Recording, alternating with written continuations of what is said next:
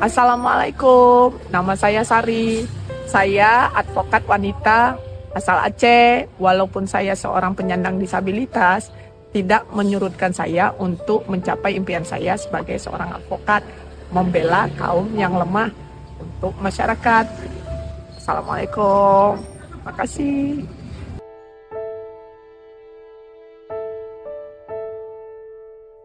Apa tanggapan orang ketika pertama kali kamu sampaikan ke orang-orang, aku mau jadi advokat gitu? Ada berapa organisasi yang nolak kamu? 2 pada saat itu. Dan organisasinya itu organisasi besar ya? Ya, Suami kamu sendiri tahu kamu sekarang udah jadi pengacara? Mantan suami? sejak anak umur 3 hari kami ditinggal. Makanya saya berjuang demi anak. Apa kasus terbesar yang pernah Sari tangani? Tipikor. Kamu pernah dapat tekanan nggak sih pada saat kamu lagi nanganin perkara nih? Kamu jangan macam-macam ya, kamu nanti saya bunuh, kamu apa? Ada. Nah itu gimana? By the way, kamu tuh katanya pernah diusir di salah satu restoran katanya kamu ya? Bener. Itu gimana ceritanya? Sering. Terus ya katanya kamu di kejaksaan diusir? Bener. Nah itu gimana? Pertanyaannya, berapa sih bayaran tertinggi yang pernah Sari dapatkan menjadi seorang advokat? Itu sebagian dari hasil yang Sari dapat, Sari berbagi untuk anak-anak disabilitas yang tidak dinaungi oleh pemerintah. Pesan saya untuk Sari, jangan sampai naik meja sidang. Karena susah turunnya. Kepada rekan-rekan media, konferensi pers akan segera dimulai.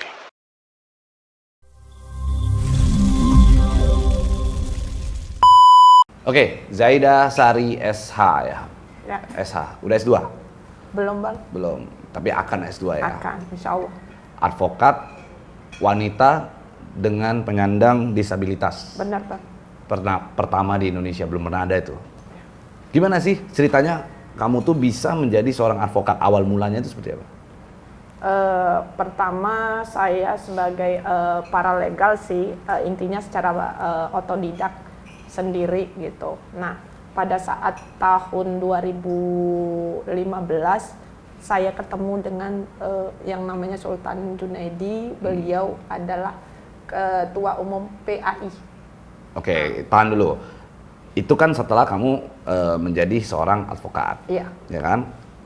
Kenapa awalnya kamu tuh bisa sampai secinta itu menjadi seorang advokat gitu ya, bergerak di bidang hukum? Karena kan konteksnya orang biasa kalau disabilitas banyak hal-hal yang dia lakukan, misalnya ya melakukan kayak ada stand up comedy itu kan, Dani itu kan, siapa? Nah, kenapa kamu akhirnya malah memilih yang serius gitu, menjadi seorang advokat gitu? Saya melihat banyak terjadi tumpang tindih terhadap hukum. Oke. Keadilan dalam artian bagi masyarakat lemah dan menengah ke bawah itu tidak ada perlindungan hukum. Oke. Terhadap manusia yang masyarakat yang ya notabene kehidupannya rendah. Nah, di samping itu banyak sekali karena saya sering melihat, menyaksikan sendiri dengan mata kepala saya sendiri. Oh, ini nggak benar nih. Ya. Mohon maaf, instansi pemerintahan ataupun ya lembaga-lembaga lain, ketika masyarakat itu memberikan pengaduan kepada mereka, Ya. tetapi tidak ada tanggapan yang serius. Oh, itu oknum lah ya. Oknum, ya. Oke. Nah, setelah itu kamu punya cita-cita, kamu niat menjadi seorang Benar. advokat. Oke. Perjalanannya kamu pasti kuliah dulu dong. Benar. Lulusan Saya di Universitas Maliku Saleh di Aceh, di Losmawi. di Loksmawe Aceh. Iya. Oke, berarti kamu lulus di salah satu universitas di Aceh. Iya. Ngambil sarjana. Iya. Ngambil sarjana. Lalu kamu ingin melanjutkan dong Benar. untuk menjadi seorang advokat kan? Benar. Oke. Apa tanggapan orang ketika pertama kali kamu sampaikan ke orang-orang, aku mau jadi advokat gitu? Mereka pro dan kontra pasti ada. Terutama kadang-kadang orang tua ya. Ya, ya. Kenapa orang tua agak sedikit keberatan, terutama ibu ya, karena mungkin kondisi saya yang seperti ini, mungkin kita selalu di lapangan, tetapi saya meyakinkan orang tua saya bahwasanya saya mampu. Oke. Makanya akhirnya ibu juga merestui saya menjadi seorang advokat. Direstui lah akhirnya menjadi seorang Iya. advokat. Tentunya kan banyak yang akhirnya kontra kan. Benar. Katanya yang menganggap kamu kecil kan, dapat informasinya Benar. seperti itu. Iya. Yang menganggap kamu tuh Sari nggak mungkin lah bisa Spill. jadi advokat. Nah itu benar. gimana ceritanya? Pada saat saya ini kan sudah melakukan PKPA tuh Ya, di PAI. PAI. PAI. Ya. Kemudian saya menghadap ke PT Banda Oke. Aceh, Oke. Pengadilan Tinggi Banda Aceh. Saya ke PTSP, Ya. mereka menerima semua kelengkapan administrasi, oke, udah saya serahkan.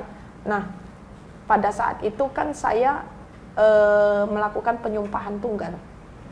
Oke. Nah, jadi ini tidak bisa penyumpahan tunggal, saya tidak bisa sebutkan namanya. Jadi saya menghadap sendiri dari organisasi lain, perwakilan dari organisasi lain. Oke. Ini gimana nih Pak, Bu? Boleh enggak saya menumpang untuk diambil sumpahnya? Ketika kalian sudah selesai, barulah nanti kita apakah foto bersama atau bagaimana. Itu saya bermohon tuh. Jadi awalnya kamu itu mau mengajukan penyumpahan kamu sebagai seorang advokat itu di organisasi lain. Iya, Akhirnya hasilnya mereka tidak menerima, ditolak ditolak. oleh katanya nggak cuma satu organisasi. Iya. Ada berapa organisasi yang nolak kamu? Kalau nggak salah saya 2 pada saat itu, pada saat di tanggal 30.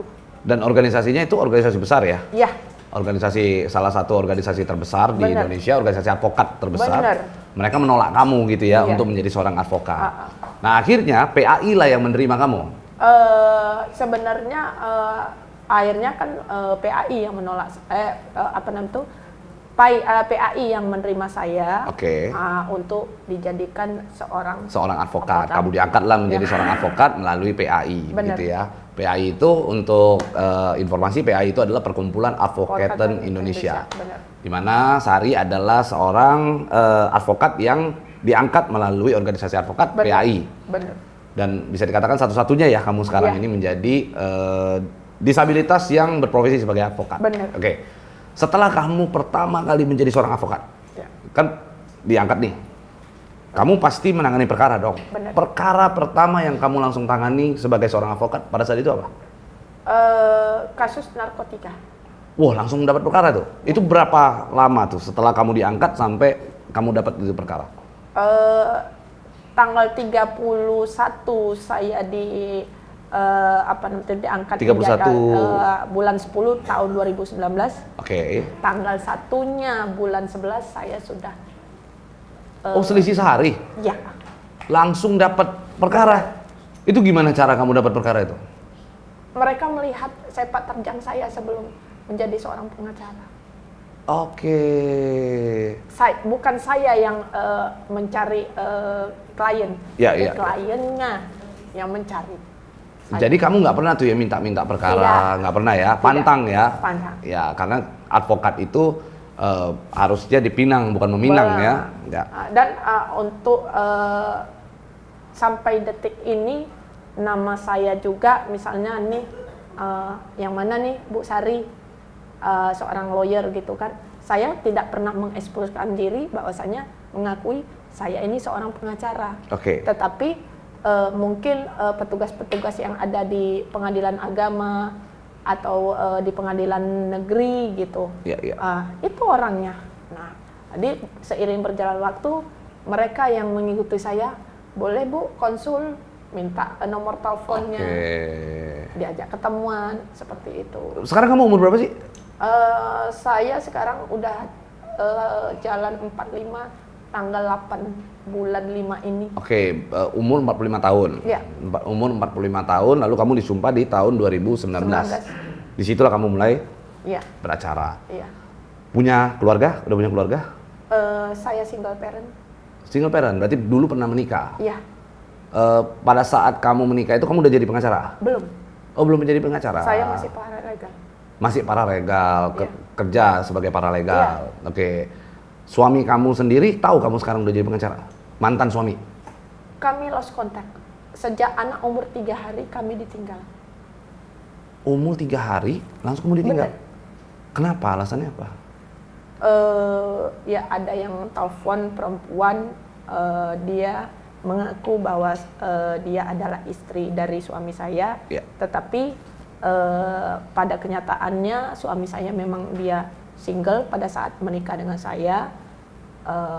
Begitu perempuan itu menelpon, saya bilang oke, nggak ada masalah, saya konfirmasi dulu sama suami saya. Begitu saya telepon, pengakuan suami, ya aku ada hubungan dengan perempuan, tapi namanya nggak disebutkan. Saya telepon, jadi kamu mau apa? Ya. Nah, by phone, secara agama saya ditalak, by phone. Kemudian ditalak lewat telepon. Ditalak lewat telepon, Ya. dan disaksikan saya speaker supaya ada bukti terhadap Oke. orang tua bahwasanya saya sudah ditalak, dan saya secara hukum agama tanya ke, kalau di sana namanya tengku ya, Ya, orang ahli agama, bahwasanya sudah jatuh talak. Dan sehari setelah itu, kalau nggak salah saya ada SMS pada saat itu ke adik saya bahwasanya kakakmu sudah saya ceraikan. Dah itu. Seminggu kemudian dia ingin rujuk, tetapi saya tidak mau. Seminggu setelah jatuh talak? Ya. Kamu cerai itu tanggal berapa? Kejadiannya tahun berapa itu? Tanggal 14 bulan 7 2014. Oh, berarti 5 tahun setelahnya baru kamu di situ aktif menjadi seorang advokat. Ya. Berarti nggak kontak lagi tuh, sama sekali nggak? Tidak ada lost kontak. Tapi anak nanya nggak, misalnya papanya kemana, orang tuanya kemana, gitu, ayahnya kemana gitu? Malah ini ada WeChat dari anak saya sendiri, pesannya ke saya, dia manggil saya Mimi, jangan pernah balikan lagi sama ayah. Kenapa? Kakak hanya butuh Mimi, karena Mimi yang cari duit untuk kakak, membiayai kakak. Itu udah capek. Makanya saya berjuang demi anak. Berarti selama ini memang kamu bekerja untuk anak kamu, Ya. menjadi seorang advokat. Menjadi seorang advokat, membela istilahnya kebenaran bagi masyarakat, istilahnya menjadi tulang punggung keluarga juga, seperti itu. Intinya saya memotivasi diri saya berguna walaupun dengan kondisi seperti ini. Hanya ingin membuktikan bahwasanya kekurangan bukan suatu halangan untuk meraih cita-cita berguna bagi orang lain. Apa yang dilihat dari anak kamu terhadap kamu sendiri gitu ya, ketika dia kan menjadi seorang anak ya? Ya. Melihat kamu begitu berjuang untuk dia gitu, kamu membela orang, ya pagi jadi malam, malam jadi siang. Benar. Gitu. Nah, pernah nggak anak kamu tuh mempertanyakan apa sih kerjaan kamu? Mempertanyakan, anak saya bangga. Dia bangga. Bangga. Kenapa? Saya tidak pernah mengajarkan anak untuk membanggakan ibunya. Saya tanya ke anak saya secara langsung depan orang tua, kakak malu nggak punya ibu seperti Mimi? Ya. Dan jawabannya di luar ekspektasi saya. Apa dia bilang? Kakak bangga punya Mimi seperti Mimi. Karena kenapa? Nah, dengan istilahnya Mimi seperti ini aja bisa cari uang untuk kakak, untuk sekolah kakak, dan istilahnya bisa bantu orang. Itu jawaban dia, tanpa saya ajari.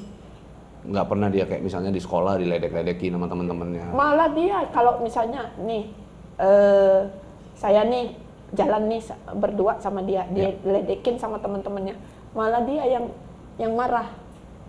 Kalau ada orang yang jelek-jelekin ibunya? Istilahnya apa namanya tuh, oh cacat begini, malah dia yang maju. Oke. Saya cuma bilang, udah biarin aja, Ya. itu kuasa Allah.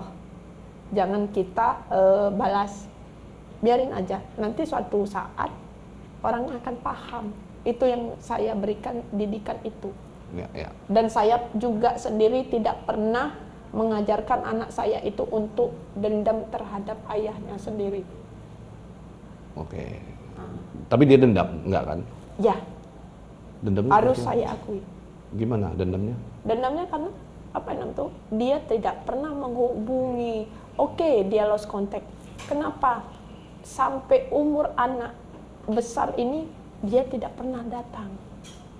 Tapi posisinya, lokasinya nggak tahu. Hanya saya yang tahu. Oh, di mana bapaknya?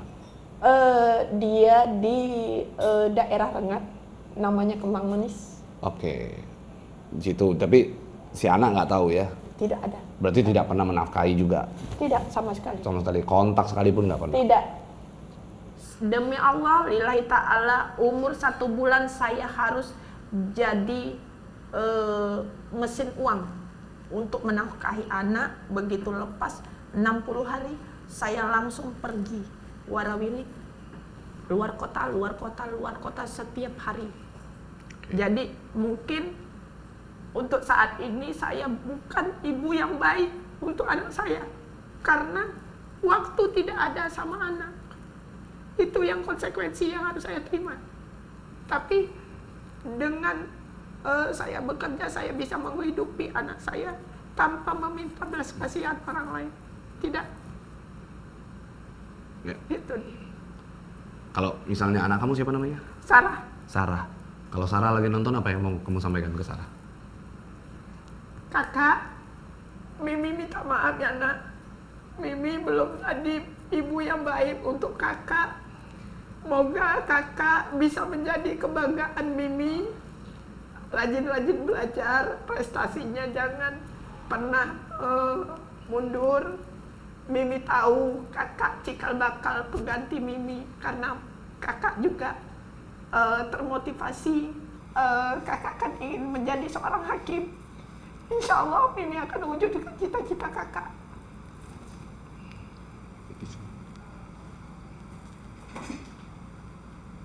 Oh, berarti si Sarah punya cita-cita mau jadi Ya, seorang hakim? hakim ataupun lawyer seperti saya. Kenapa termotivasi sama kamu sebagai seorang lawyer? Karena ada beberapa kesempatan saya ajak anak untuk ketemu klien gitu kan. Udah itu ketemu klien, udah itu saya buat gugatan ataupun apapun dalam bentuk tulisan, dia selalu ingin tahu. Ya. Ini bagaimana. Jadi tanpa saya ajarin, dia ada bakat ke situ. Tetapi saya bilang, itu terserah kakak. Saya tawarkan, kakak mau nggak jadi bidan? Seperti adik-adik saya kan Bidan. orang kesehatan, Ya. bidan dan perawat gitu kan. Cuman seperti yang saya lihat, arahnya ke hukum juga. Oke. Jadi memang karena sehari-hari ya. Tapi saya nggak saya membebaskan dia, apapun nanti pilihannya itu menjadi saya kembalikan Serahkan ke ke dia biar dia yang memilih. biar Karena dia anak memilih. kan memang dia yang bisa menentukan dia nanti besarnya mau jadi Iya. apa gitu ya. Dan ada beberapa orang juga yang istilahnya memotivasi saya, mendukung saya sampai saya menjadi seorang pengacara yang diperhitungkan di Kota Losmawi. Ada beberapa orang. Salah satunya? Salah satunya saya, kalau beliau bisa lihat, saya terima kasih yang pertama sebesar-besarnya kepada Ketum Sultan Junaidi, itu yang pertama sekali. Yang kedua Bapak KPT Pak Jumali, Ya. sekarang sudah paripurna, sudah pensiun. Bapak Syamaun, Kepala Bagian Perdata di KPT. Ya. Untuk ibu, kakak, mentor bagi saya, yaitu Tante Hermina Silaban, yang sekarang masih aktif di Pengadilan Tinggi Medan. Ya. Untuk adik saya juga saya berterima kasih, karena berkat dia di tahun 2015 kami bertemu di Pengadilan Loksukun, namanya Advokat Heliana. Oke. Dia seorang advokat juga. Ya, Dia memotivasi kamu untuk Bener. menjadi seorang advokat. dah. Terima kasih juga saya ucapkan kepada Bapak Sumyadi yang memotivasi saya untuk membuat akhir skripsi, karena saya hampir di DO ini ceritanya. Oke. karena saya bekerja, saya jadi tidak Sambilan, mau jadi nggak konsen. Ya, ini ya. bagaimana nih? Oke. Seperti itu. Nah, ngomong-ngomong soal tadi kamu sebut ada ketua pengadilan, terus ada Sultan Junaidi selaku Iya. ketua umum di PAI ya. Iya. Kamu juga katanya pernah menjadi ikon Polda Aceh, Polres Loksmawe. Polres Loksmawe. Iya. Kamu jadi ikon itu gimana ceritanya? Saya kebetulan tidak tahu menahu sebenarnya. Ya, Ini berkat Kabak Humas ya, Polres Loksmawe, namanya Bang Salman Al-Farisi. Kalau beliau nonton ya. di tahun 2020, beliau pas hari Jumat pada saat itu beliau menelpon Sari, pakai pakaian yang bagus, langsung datang ke Polres, kami tunggu ya. Saya kirain kan ada perkara tuh. Ya. Oke. Pada saat itu ada dari pusat, dari Mabes Polri datang, ada kunjungan seperti itu. Jadi saya tunggu sekitar jam 2. Nih kok banyak nih kameramen, Oke. yang punya humas gitu kan. Ayo Ri, kita ini untuk syuting. Ya. Loh, ada apa nih Bang? Saya bilang gitu kan. Enggak, ini mau dimasukkan ke Mabes Polri, advokat disabilitas terbaik pada saat itu, omongan dari Bang Salman, Ya, ya. Kasumbat. Oke, udah itu Wakapolres juga pada saat itu ngomong, udah itu Kasalantas juga pada saat itu gitu juga ngomong. Cuman saya cuman nanya ke mereka, alasan kalian menjadikan Sari ini ikon apa sih? Ya, ya. Itu cukup kami yang tahu. Itu ucapan dari Bang Salman Ya, Kasumbat. Ya, ya. Beliau tidak cukup kami yang tahu. Intinya sepak terjang Sari memang Diperhitungkan di Aceh. mereka. Ya, ya, ya. Berarti kamu galak dong pada saat lagi nanganin perkara, galak kamu, kenceng gitu ya? Ya, intinya kalau misalnya untuk pembuktian, Sari memang terdidik di lapangan. Jadi segala sesuatu ketika ada perkara, Sari sendiri yang turun tangan. Ya, Sari intelnya semuanya merangkap. Oh, kamu yang cari tahu dan lain-lain. Kamu Iya. nge-collect data, dokumen, informasi gitu. Semuanya. Oke, kita balik lagi. Sebenarnya kamu ini dari lahir atau emang ada kecelakaan yang membuat kamu tuh seperti ini? Sari cacat ini dalam kondisi memang Sari cacat bawaan. Oke. Sari kena step. Step. Ya. Jadi yang diserangnya itu saraf penggerak Sari. Oke. Jadi kebetulan ayah adalah sedikit rezeki pada saat itu. Sari diajak ke Siantar, namanya Dolok Mondir, di Rumah Sakit Herlina, bertemu dengan Dokter Dil namanya pada saat itu. Beliau mengatakan jangan dioperasi.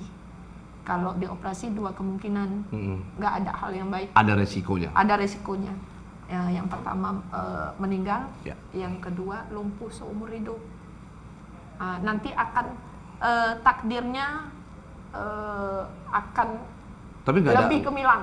Lah, sekarang ini berarti kan operasi kalau ada kedua kemungkinan lumpuh seumur hidup atau meninggal dunia, berarti nggak ada kemungkinan sembuh dong? Ada dong. Iya. Ada dong. 3 berarti kan. Enggak, tidak ada hal yang enak. Terus Jadi operasi itu tujuannya apa? kan orang tua saya kan tujuan operasi itu kan untuk supaya saya sempurna, kan seperti itu. Oke. Tetapi pada saat itu Sari itu udah dewasa sebelum waktunya, pemikirannya. Iya, iya. Sari sendiri yang menolak, nggak usah lah, Oke. biarkan saja. Itu dia.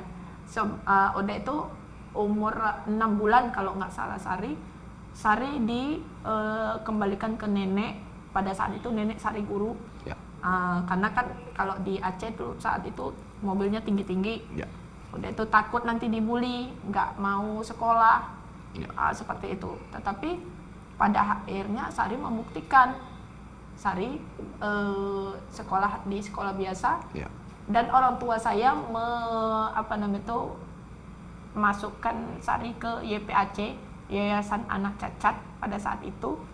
Sari yang lari, Sari nggak mau. Nggak mau dikatakan cacat. Pengennya Sekolah normal. sekolah normal. Ya, Jangan istilahnya kayak sekarang SLB gitu Ya, kan. ya, ya. Karena saya kan fisik yang kekurangan. Yang disabilitasnya di fisik ya? Di fisik. Tetapi kan IQ tidak. Oke, berarti secara nggak langsung Sari mengatakan bahwa Sari pintar. Bener. Sari menguasai ilmu yang selama ini Sari pelajari, kan begitu ya? Oke, kan kamu menangani perkara nih, sepanjang kamu menjadi seorang advokat, gitu. Dengan kekurangan kamu, kadang-kadang kalau kita sidang itu kan suka namanya advokat ini lagi emosi, suka saling merendahkan, saling menjatuhkan, begitu. Pernah nggak kamu lagi nanganin perkara, terus lawan kamu tuh menyerang fisik kamu, dianggap bahwa kamu tuh direndahkan lah gitu? Ada, itu kejadian di Mahkamah Syariah Sigli, kejadian di tahun 2024 di bulan 2 tanggal 17 di hari Selasa. Oke. Nah, pada saat itu Sari menangani kasus cerai gugat. Oke. Cerai gugat. Sari pada saat agenda alat bukti. Jadi pihak lawan tergugatnya komplain pada saat itu. Sari di dalam gugatan itu mengada-ngada kata dia. Ya. Nah, padahal kenyataannya dia seorang pengguna narkotika, sesuai lah dengan isi gugatan. Nah, dia menyerang kondisi fisik. Sari dikatakan, pengacara cacat, nggak punya otak. Itu berulang kali dan disaksikan di ruang persidangan. Dia sampaikan itu? Iya. Oke. Di ruang persidangan berpuluh-puluh kali hakim sudah mengetok palu beberapa kali. Mungkin dari segi saya tidak menyalahkan majelis, tetapi intinya kalau secara pribadi mereka ingin membela Sari seperti itu. Kemarin Sari bermohon sama ketua Mahkamah Syariah agar yang mulia hakim bisa dijadikan saksi, tetapi sampai saat ini dijadikan saksi untuk? Ya itu tadi Sari melaporkan. Akhirnya Sari melaporkan mereka. Atas ucapan-ucapan yang merendahkan Sari. Pencemaran nama baik di ruang persidangan. Dan itu disaksikan oleh banyak orang. Ya. Lalu setelah Sari mendapatkan, mohon maaf nih, hinaan begitu kan, apa yang ada di dalam perasaannya Sari pada saat itu? Sebenarnya Sari nggak gimana-gimana sih, Bang. Karena Sari pada saat itu kesal. Dihina, dicaci seperti itu. Baru kali itu Sari bener-bener emosinya luar biasa, puncak. Karena? Ya karena itu dia tadi hinaan, cacian seperti itu di ruang sidang. Kode etiknya di mana? Tidak ada pembelaan. Paham gua. Dan Ya. PH dari lawan tidak bisa meredam. Artinya kalau dia hina Sari di luar dari persidangan, dalam kehidupan sehari-hari, Sari nggak masalah. Nggak ada masalah. Cuman karena di ruang persidangan, seakan-akan tidak menghargai persidangan. Iya, tidak menghargai persidangan, tidak menghargai profesi, kan seperti itu. Ya, padahal dia sendiri pengacara. Pengacaranya hanya bilang, ya sudah, memang dia membela Sari juga, cuman nggak ada guna kalau dibela di luar persidangan. Harusnya di dalam ruang persidangan. Ya. Karena dia juga profesi advokat kan? Iya. Paham. Itu yang mau Sari. Sampai Sari ditelepon sama pengacara aslinya pada saat itu, ngomong ke Sari, itu kan berbentuk legowo dan jangan begitu dong Pak. Nggak usah Sari sebutkan namanya. Tetapi intinya marwah seorang advokat itu bukan cemar, nggak ada harganya. Merendahkan profesi advokat itu Iya. sendiri, padahal dia sendiri adalah seorang advokat. Iya. Kan? Harusnya hal itu kan tidak bisa dibiarkan. Bisa diredam. Kalau kamu nggak mau diam, saya cabut. Ya. Kan itu intinya. Iya, iya, iya. Nah, tapi nggak ada. Tapi Sari nggak menyalahkan beliau pada saat itu. Cuman Sari saking keselnya, Sari hanya bilang sama pengacara, Bang, mohon maaf, akan Sari laporkan Oke. klien abang. Dan benar, Sari melaporkan. Silahkan. Itulah advokat tuh kan, kalau udah bilang laporkan sekali, pasti dilaporin kan gitu. Sari kalau sudah mengatakan Sari laporkan, Sari laporkan. Kalau Sari bilang Sari gerak, saya gerak. Apapun ceritanya, badai halangan apapun, Sari tetap. Oke. Sari, tapi pada saat nanganin perkara di Loksmawe ya, Iya. di Loksmawe, di Aceh dan sekitarnya, nyetir sendiri, Enggak, Sari naik angkot L300, kadang naik HiAce. naik angkot, Ya, angkutan kota, iya, kemana-mana naik angkot, bener, dengan keadaan begitu. bener. Oh, Sari tidak pilih kliennya siapapun itu. Kadang-kadang izin Bu, kami hanya punya becak. Sari bilang sepeda pun jadi. Sari nggak milih-milih orangnya. ya. Yang penting kayak mana Sari bisa membantu walaupun jauh. Ya, Nggak ada, mungkin nggak ada pengacara yang mau seperti Sari. ya. Misalnya datang ke TKP jauh puluhan mil, mungkin Pak Ketum mungkin tahu, misalnya di daerah pergunungan, Sari yang ke sana. Oke. Mereka nggak bisa turun, Sari yang datang. Makanya setiap hari Sari pulang ke rumah antara jam 1, jam 2 malam.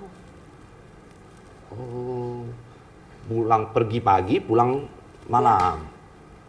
Setiap hari. Setiap hari Ya. naik angkot. Ya. Nggak takut kamu misalnya kayak di jalan diapain gitu Sari percaya 4 hal dari Allah. Jodoh, rezeki, pertemuan maut sudah Allah atur. Kalau misalnya Sari takut, nggak usah jadi pengacara deh. Sedap. Memang luar biasa. Ini baru contoh mental seorang pengacara yang luar biasa begitu, ya kan?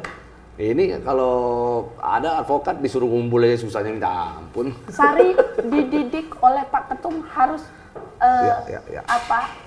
harus bisa menjadi seorang Ya. yang kompeten Ya. untuk profesi ya. Itu Sari buktikan omongan Sari sama Pak Ketum di saat 2019. Sari berjanji pada saat itu by phone, dan mungkin beliau menyaksikan sekarang ya omongan Sari. Sari telepon Ketum, izin Tom, ini Sari dihambat oleh ini, keluarkan tolong dong SK. 5 menit kemudian langsung SK turun, Sari langsung print, kasihkan sama KPT. Ya. Ini Pak Jumali ini. Namanya kalau nggak salah saya Bu Mimi. Mi tolong dong itu ruang sidang ataupun ruang kerja saya di set untuk berita acara penyumpahan Oke. pada saat itu. Jadi kamu disumpah sendiri di Tunggal. dalam satu ruangan Ya. berkat ketum PAI, ketua Iya. umum PAI. Dan pada saat Sari sudah disumpah, Sari telepon langsung beliau dan Sari kirim fotonya langsung. Ya. Tom, izin, Sari sudah disumpah sama Pak Jumali KPT. Ya. Orang lain yang mungkin organisasi advokat lain mengatakan bahwa Sari tidak akan mungkin pernah disumpah, Benar. dipandang sebelah mata, Benar. akhirnya Sari terbukti. Makanya 2 hari setelah Sari melakukan penyumpahan, ada namanya teman lihat launching berita di setiap pengadilan, Oke, akhirnya jadi pemberitaan. booming. Oke, Itu berkat Kak Mumut ya. Ya. Kak Mumut, saya terima kasih banyak sama Kak Mumut. Ya. Beliaulah yang mengekspos pada saat Sari menjadi seorang advokat untuk pertama kali. Ya. Itu berkat orang Pengadilan Tinggi Banda Aceh. Oke, pertanyaannya, setelah kamu disumpah, oke, Ya. setelah kamu disumpah, yang mengajukan sumpah kamu adalah PAI. Iya, Sebelumnya kan kamu ditolak benar. oleh dua organisasi yang bisa dikatakan organisasi besar lah, organisasi advokat besar di Indonesia. Benar. Setelah mereka tahu kamu disumpah, apa tanggapannya mereka? Kaget. Oke. Kagetnya seperti apa? Kagetnya kan tidak bisa sumpah tunggal katanya seperti itu. Nah, saya ngomong KPT aja tidak keberatan, kenapa kalian yang keberatan? Karena disabilitas kan? Iya. Ya. Terus?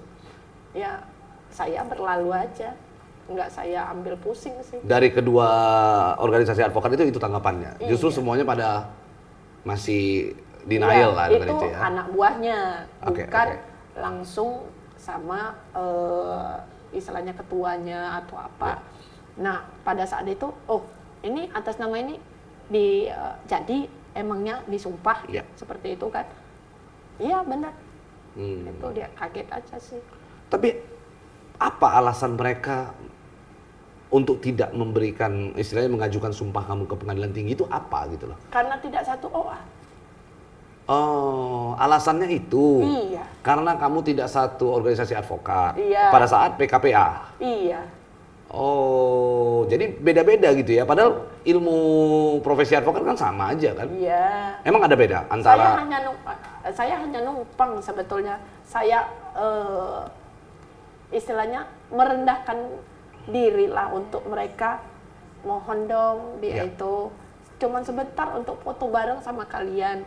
Adanya penggabungan, tetapi nggak bisa Kak dengan itu. Begini, nanti takut ketua BPW-nya marah ini dan itu alasan anak buah dari mengeksklusifkan diri.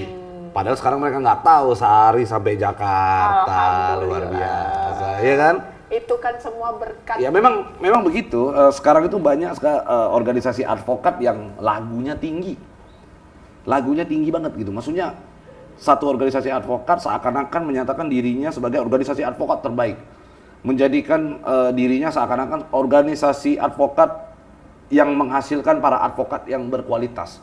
Padahal hasilnya juga banyak yang sedeng juga. Ya. Kan begitu kan? Di luar sana ini kita ngomong fair-fairan Ya, aja benar. kan, begitu kan.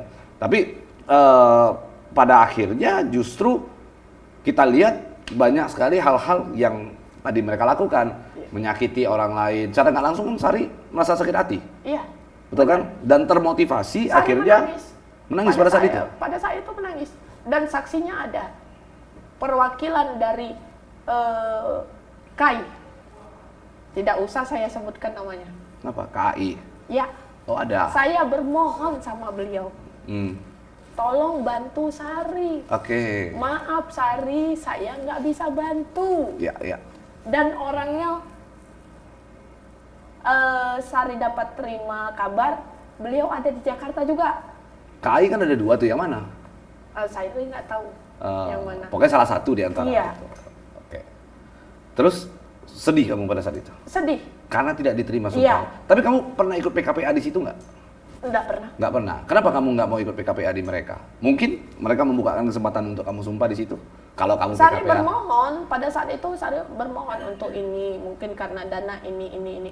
Tetapi pada saat itu, oh ini nggak bener nih. Oke. Istilahnya Sari omongin baik-baik pun lewat istilahnya perwakilannya. Oh kami belum ini, belum adakan penyumpahan, belum ini, belum itu, berbagai alasannya sudah.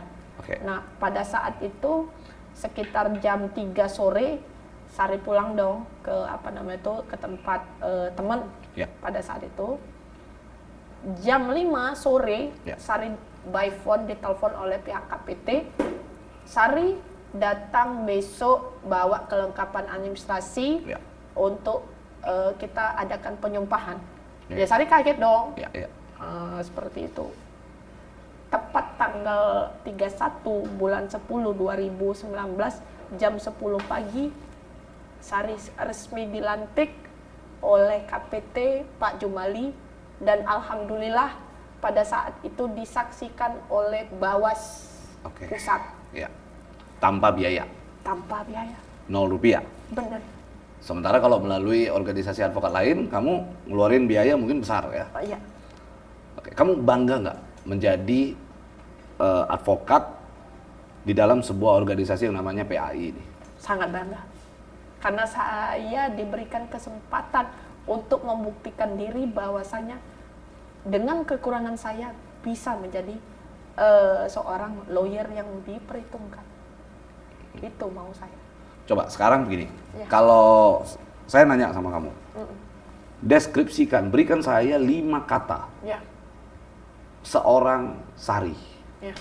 Apa yang kamu mau sampaikan? 5 kata yang mendeskripsikan seorang Sari. Pekerja keras, Oke, jujur dalam bekerja, oke, tidak neko-neko. oke. Membela kebenaran walaupun nyawa taruhan. Asal benar ya. Ya, Oke, 3. apa ya? Mungkin semangat dari orang tua juga, Semangat. doa dari orang-orang yang di seputaran saya yang mendoakan selalu saya. Oke. Selebihnya saya pasrahkan sama Allah, Berarti ikhlas. ikhlas.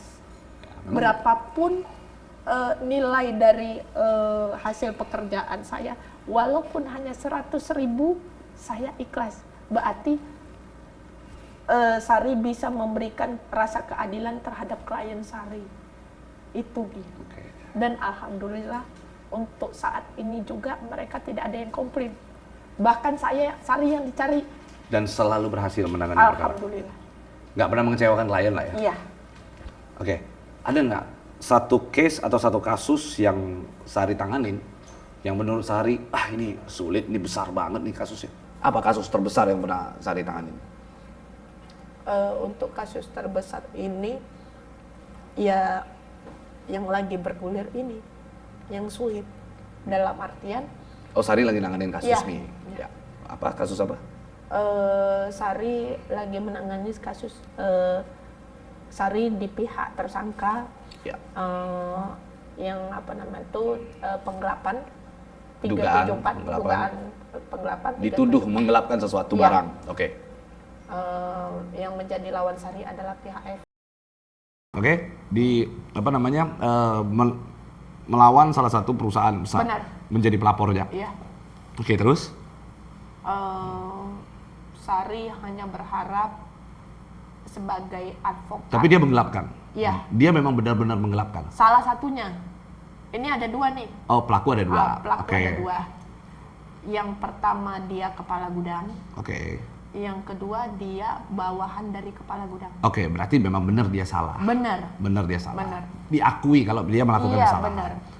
Yang menjadi persoalan, yang menjadi kendala adalah Yang menjadi kendala pada saat ini, salah satu dari pelaku ya.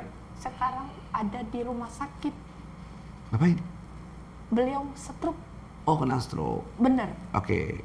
Stroke dan jantung. Oke. Dah. Sari di sini secara profesi dan secara pribadi bermohon kepada perusahaan Oke. itu agar pesangon dari klien Sari salah satunya dikeluarkan demi untuk membantu biaya pengobatan yang ditahan. Jadi tunggu dulu, tahan. Kasus ini adalah Sari membela seorang tersangka. Benar. Pelapornya adalah satu perusahaan. Iya, Nah, dia kan tapi kan melakukan penggelapan. Benar. Sari juga mengakui, lalu menagih pesangon iya, karena itu menjadi haknya dia. benar. Emang nggak dikasih sama perusahaan itu? Belum, Oke, alasannya apa perusahaan itu akhirnya tidak memberikan? karena pusat tidak memberikan. Oh, Makanya Sari hadir ke Jakarta bermohon. kenapa nggak melakukan upaya atau saluran hukum dengan cara melakukan gugatan terhadap pesangon dan lain-lain? Itu belum Sari lakukan karena ada upaya hukum. Sari ini kan lagi kasasi. Oke. Dan lagi kasasi dan Terhadap putusan pengadilannya. Iya. Oh, berarti udah terdakwa dia. Iya, Oke. tetapi ini juga Sari bermohon kepada Mahkamah Agung Ya, ya, ya. untuk dibuat putusan untuk menjadi tahanan kota. Oke. Karena tidak mungkin klien Sari berada di lapas terus Ya, menerus ya, ya, ya. karena Nah, kondisi. ini sebenarnya jadi contoh nih untuk seluruh advokat di Indonesia gitu ya. Banyak orang yang dia ketika menangani satu perkara gitu ya, menangani seseorang, lalu seseorang tersebut yang menjadi kliennya dituduh melakukan suatu perbuatan pidana. Iya. Tapi tidak mengakui bahwa orang tersebut melakukan perbuatan itu, padahal bukti-bukti sudah jelas. Benar. Karena advokat itu kan sebenarnya tidak identik dengan kliennya. Iya. Yang dibela adalah hak hukumnya. Iya. Nah, Sari melakukan hal yang menurut saya sudah tepat. Menjadi seorang advokat yang dibela adalah hak hukumnya, tidak identik dengan klien. Iya. Sehingga tadi Sari mengatakan bahwa dia mengakui bahwa kliennya melakukan perbuatan itu, menggelapkan suatu barang, kan begitu. Cuman yang dia bela adalah hak hukumnya, kalau bisa diberikanlah pesangonnya atas dasar kemanusiaan untuk mengobati dia yang sedang kena stroke. Gitu ya? Iya. Memang luar Bukti biasa. lengkap.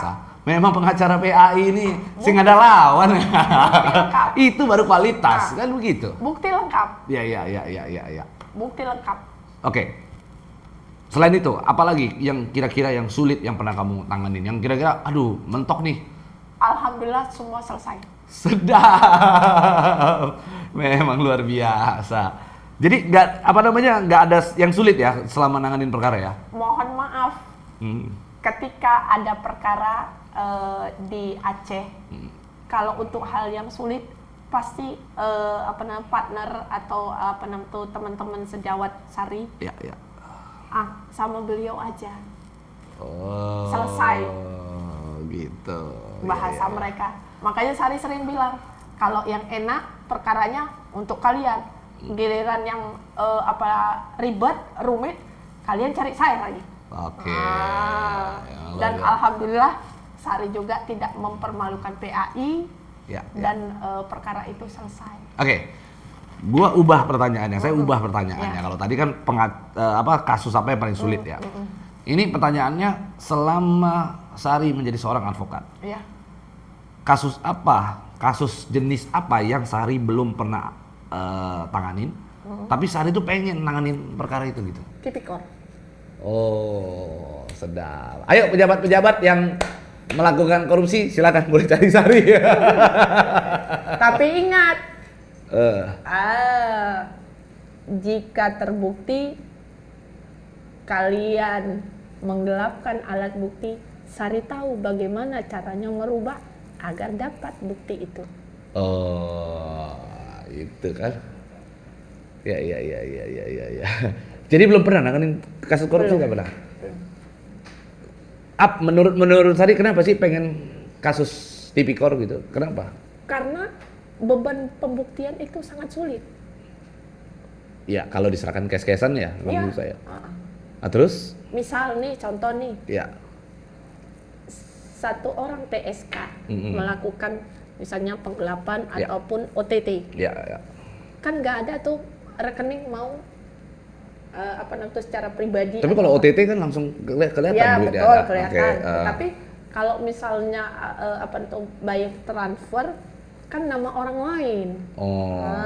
Tinggal ditelusuri ini siapa gitu. Iya, kalau misalnya dapat, kalau enggak kan dalam artian oknum juga di belakang. Oke. Jadi Sari pengen nanganin itu. Itu. Ini ada satu perkara yang mentok juga tuh, ada di Sigli. Ya. Dia melakukan penipuan terhadap klien Sari. Ya. Salah satunya dia dalam tempo 7 hari. Ya. Dia melakukan transaksi berapa ratus juta. Oke. Hampir 500 juta terhadap ibu dengan perkenalan di Medan pada saat itu. Seminggu kemudian perkenalan, entah kenapa klien Sari itu tuh kok bisa terhipnotis atau apalah bahasanya, menyerahkan uang ke transfer uang, penipuan ya. Penipuan. Ya. Nah, sampai detik ini perkara itu mandek. Oh gitu. Kesulitannya karena? Ya itu dia tadi, TSK-nya DPO sampai sekarang kan belum ini. Oh, ngilang. Identitasnya kan berpindah-pindah. Tapi proses hukumnya sendiri seperti apa? Apakah sudah di tahap penyidikan? Lagi bergulir. Oh, lagi bergulir. Oke, berarti dalam tahap penyidikan sekarang. Betul. Ya. Sudah belum ada penetapan tersangka? Ya itu sudah. Oh, sudah penetapan tersangka, baru ditetapkan DPO. Oh, yang menjadi sulit adalah karena orangnya nggak ada. Ya, oke. Berarti Sari sudah melakukan itu secara maksimal. Cuman Iya. memang orangnya aja yang nggak ada gitu. Iya, Orangnya kabur. Sari sampai ada bukti transferan salah satunya di Medan, Oke. tebing tinggi. Ya. Sari datangi, nggak ada juga. Oke. Pas kebetulan kemarin ada ke Padang, Sari itu telusuri juga. Nih, yuk. Ya. Kamu pernah dapat tekanan nggak sih pada saat kamu lagi nanganin perkara nih? Orang kan pasti nganggap remeh nih sama kamu. Abis itu kamu ditekan, kamu jangan macam-macam ya, kamu nanti saya bunuh, kamu apa? Ada. Nah, itu gimana? Sari bawa nyantai aja. Kenapa? Kapan itu? Kejadiannya kapan? Kalau nggak salah Sari 2000 apa ya? 2020. 2020? Ya. Oke. Gimana itu? Di Lok Sukun. Oke. Jadi Sari menangani dia terindikasi adalah dia seorang bandar narkoba. Dia bandar narkoba. Iya. Oke, terus? Bandar narkoba. Yang kamu yang jadi klien kamu adalah bandar. Anak dari bandar tersebut. Oh, anak bandar tersebut. Jadi klien kamu. Iya. Oke. Pada saat itu Sari tugasnya pada saat itu mengeluarkan unit BB. Unit BB, dan itu Sari sudah melakukan. Oke. Kan seperti itu. Tetapi kliennya marah-marah, ya sudah. Dan ada satu lagi perkara di Polres Lok Sumawe. Ya. Itu narkoba juga. Sari keluarga klien jabani rumah. Kamu diancam. Diancam, dihina, dicaci maki depan adik-adik Sari dan keluarga. Oke. Dia bilang Sari nggak punya otak, udah ambil uang, anaknya nggak dibebasin, tuh ceritanya. Nah, Oke. itu kasus yang pertama. Yang kedua, pada saat Tapi benar nggak kamu ngambil uang dari dia? ya, kan namanya kita pengacara, Lawyer fee. lawyer fee-nya, Iya. kan seperti itu. Cuman karena memang nggak bisa membebaskan, itu kewenangan ada di penyidik ya. Bagaimana kita membebaskan? Memang terbukti dia pemakai. Dan satu lagi timbul masalah baru berdasarkan pengakuan di Kanitres Narkoba. Itu salah satu tersangka dibawa lari oleh orang tuanya ke Malaysia. Jadi timbul masalah baru.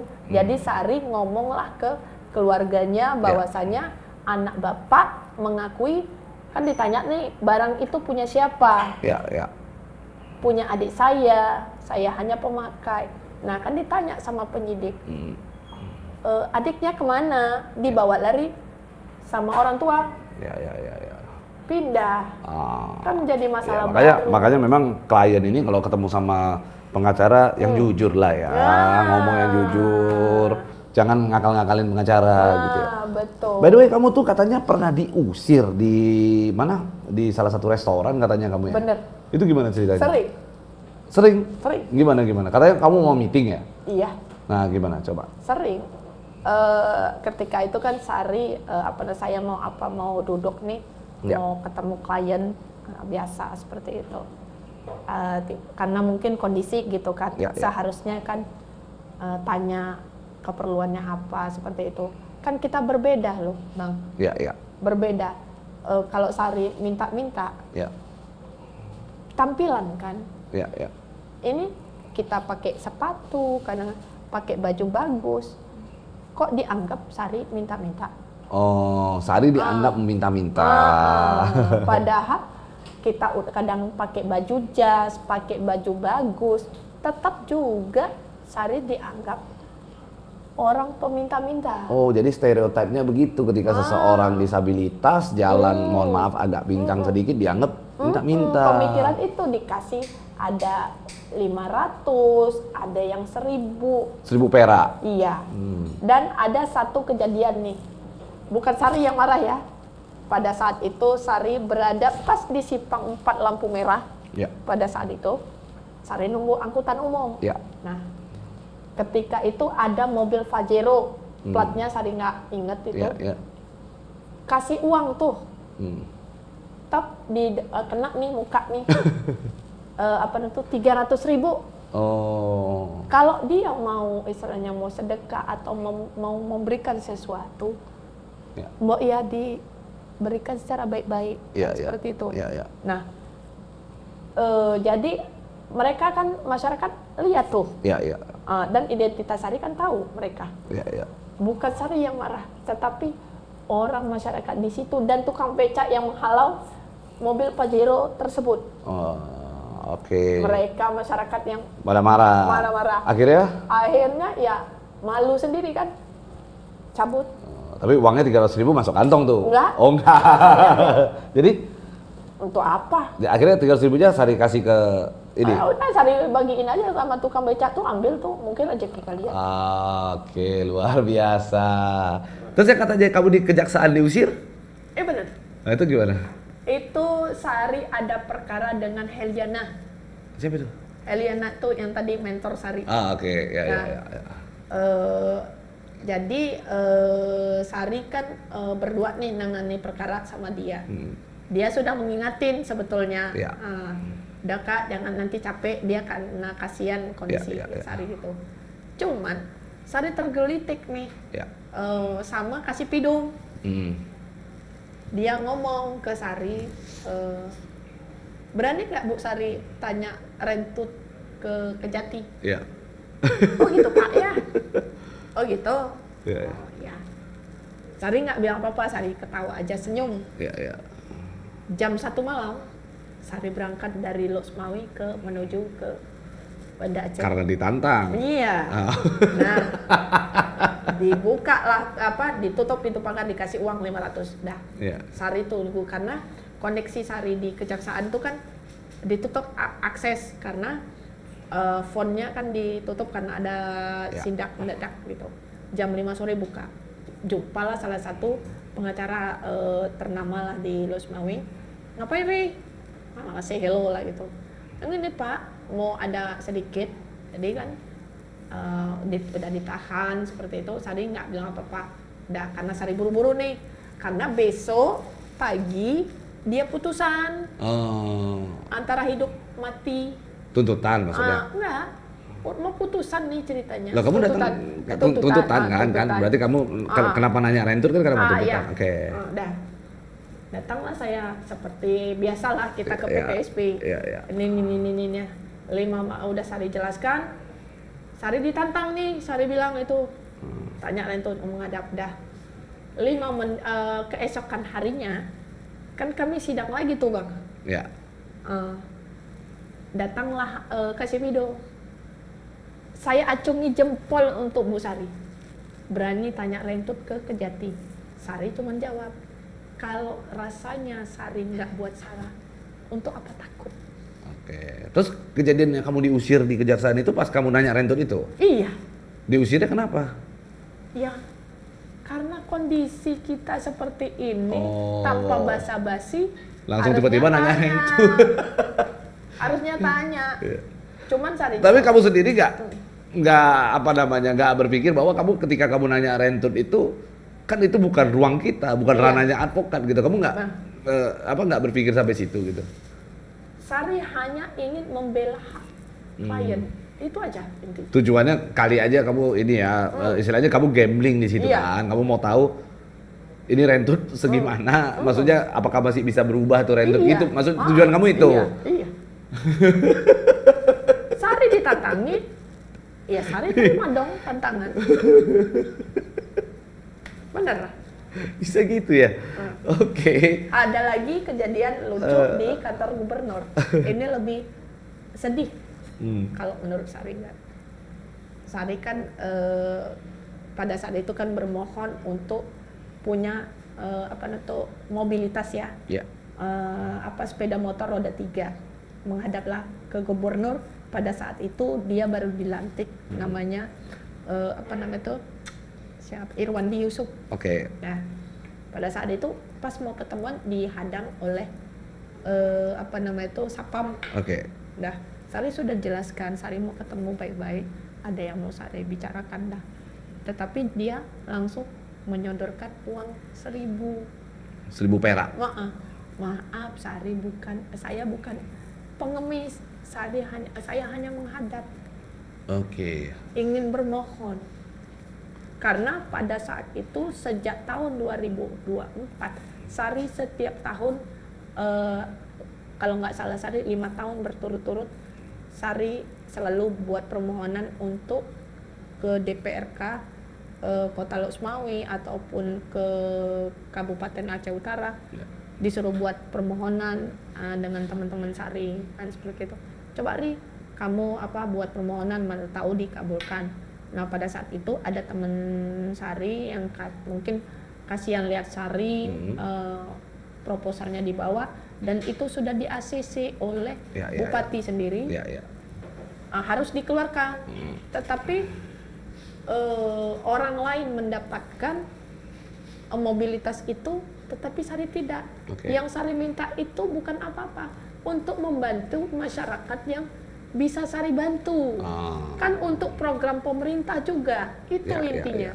Kenapa Sari nggak diberikan akses? Malah diusir ya? Iya. Terus setiap Sari diusir itu apa yang Sari katakan ke mereka? Nggak ada. Tunggu dulu, gua ini pengacara nggak? Nggak ada. Gitu. Sari nggak mau mengekspos, saya pengacara, tidak. Jadi? Ya sudah, berlalu. Ikutin, jadi diusir pergi aja gitu? Pergi aja, tetapi mungkin kuasa Allah ya Bang ya. Iya. Itu begitu Sari keluar dari instansi misalnya dari mana, di belakang udah ngoceh, itu pengacara. Ada yang tahu. Tanpa Sari omongin sendiri. Iya. Itu kuasa Allah. Oke. Terus ketika Sari selama ini kan jadi advokat itu kan nggak gampang gitu. Perjuangan lah. Benar. Datang ke PT segala macam gitu. Tentu ada yang Sari dapatkan, Bang, dari hasil menjadi seorang advokat. Pertanyaannya, berapa sih bayaran tertinggi yang pernah Sari dapatkan menjadi seorang advokat? Sari tidak mematok. Jujur. Berarti Sari kalau nanganin perkara nggak pernah matok? Tidak. Nggak pernah nyebut, gue bayarannya sekian, nggak ada? Tidak. Terus semampunya? Hanya perkara Sari lihat orang tertentu aja. Oke. Berapa? Maksudnya yang paling besar lah. Misalnya yang pernah Sari terima menjadi seorang advokat itu kan pasti ada yang besar tuh kan. Berapa? 50 juta. dibagi 2. Tapi bebannya ke Sari semua.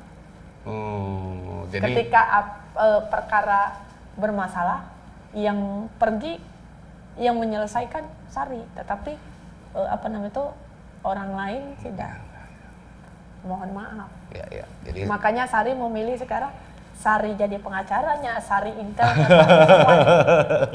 Yang nanggung resiko Sari juga. Karena Sari nggak mau Bang ya, menjadi Sari bukan musuh bagi PH-PH yang ada di sana. Oke. Sari sudah bilang kalau mereka dengarkan Sari saat ini, Sari hanya bilang ke mereka, Sari bukan musuh mereka. Sari hanya mencari sedikit rezeki buat anak. Tanpa Sari harus mengemis. Iya. Jadi semua sumber kekuatan kamu adalah anak. Iya. Dan sebagian dari sebagian dari hasil yang Sari dapat, Sari berbagi untuk anak-anak disabilitas yang tidak dinaungi oleh pemerintah. Sari belikan, misalnya dia kebutuhannya apa, pampers, ini dan itu, tetapi Sari ngomong ke istilahnya swaya misalnya gitu kan, ataupun warung, jangan pernah sebut nama Sari. Itu berasal dari mana, tetapi Sari omongin sama dia, buka misalnya pampers nih, langsung dibuka. Karena ada kejadian Sari bantu dia, malah apa yang Sari berikan untuk anaknya dijual kembali. Oke. Dan uangnya dipakai untuk orang tuanya. Iya, dipakai buat pribadi. Pribadi. Okay. Sedangkan yang tahu Sari kondisi anaknya itu memang perlu uluran tangan. Ya. Itu yang Sari lakukan dari sejak Sari pulang ke Aceh sampai detik ini insya Allah nggak akan pernah berubah. Oke. Nah, Gitu. kamu kan ketika kamu sekarang kan menjadi seorang advokat nih.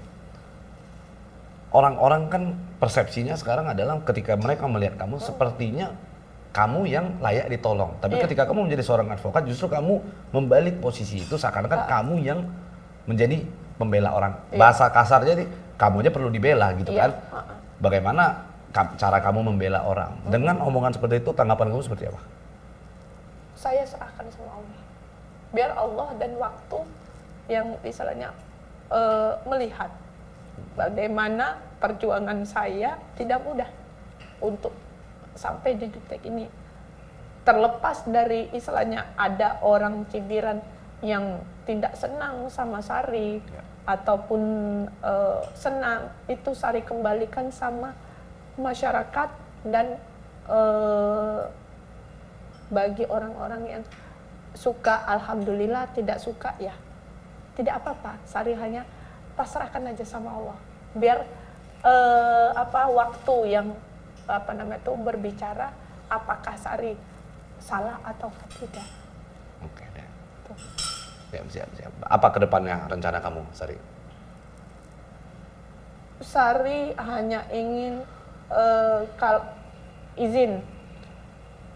Jujur kalau misalnya Sari mungkin tidak bisa mampu untuk membantu masyarakat yang membutuhkan di sana.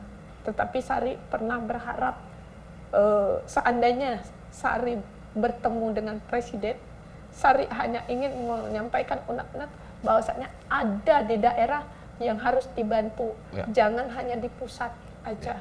Karena belum tentu yang di daerah itu memberikan data-data yang valid. Oke. Contoh bansos. Oke. Pusat ataupun presiden hanya menerima bersih kan dari desa. Data, menginput data. Tetapi pada kenyataannya sebagian ada yang harusnya layak dibantu tidak mendapat. Ya, karena justru orang mampu juga malah mendapatkan. Nah, gitu, ya. itu dia Paham tadi. kalau gitu. Berarti rencana kamu ke depannya apa yang ingin kamu lakukan? Ya, kalau bisa Sari berharap pemerintah turun tangan. Untuk itu, kalau untuk pribadi kamu dalam profesi advokat apa? Untuk Sari bermohon kalau boleh diperbolehkan, Sari hanya ingin sebuah mobil sebagai akomodasi buat Sari, supaya Sari bisa leluasa untuk menjemput klien-klien Sari yang yang perlu dibantu. Itu aja. Berarti rencana, bukan untuk kepentingan Sari. Jadi rencananya ke depan mau beli mobil. Iya. Ya, luar biasa Sari. Karena Sari menjadi seorang advokat, kebetulan kita di sini juga ada Ketua Umum PAI, Perkumpulan Advokatan Indonesia. Beliau kan katanya KTA Sari udah habis ya masa berlakunya ya. Bener. Nah, beliau mau menyerahkan. Sudah habis kemarin. Cuman kan belum sempat Sari ambil. Ya. Nih, jadi hanya foto. sekaligus biar diserahkan KTA kamu langsung sama ketum. langsung sama ketum.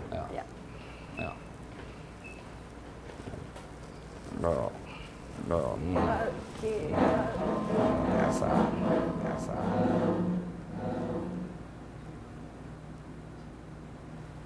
Ya, nih luar biasa. Ketumnya nyampein dulu dong, Pak Ketum. Oke, terima kasih Pak Ketum. Selamat berkarya, jangan pernah menyerah, buktikan kepada mereka-mereka bahwa kamu mampu dan kamu bisa jadi yang terbaik. Amin. Sari juga demikian Pak Ketum. Sari mohon doa dan dukungannya selalu untuk Pak Ketum. Selagi saya mampu membesarkan PAI, insya Allah Sari akan selalu memegang amanah Pak Ketum pada saat Sari pertama kali disumpah. Pesan Pak Ketum selalu Sari ingat. Ya. Oke, pesan saya untuk Sari, jangan sampai naik meja sidang. Karena susah turunnya. Jangan. Ya, siap. Itu melanggar kode etik kita sebagai pengacara. Siap. Terima kasih, Oke, Sari. Terima kasih.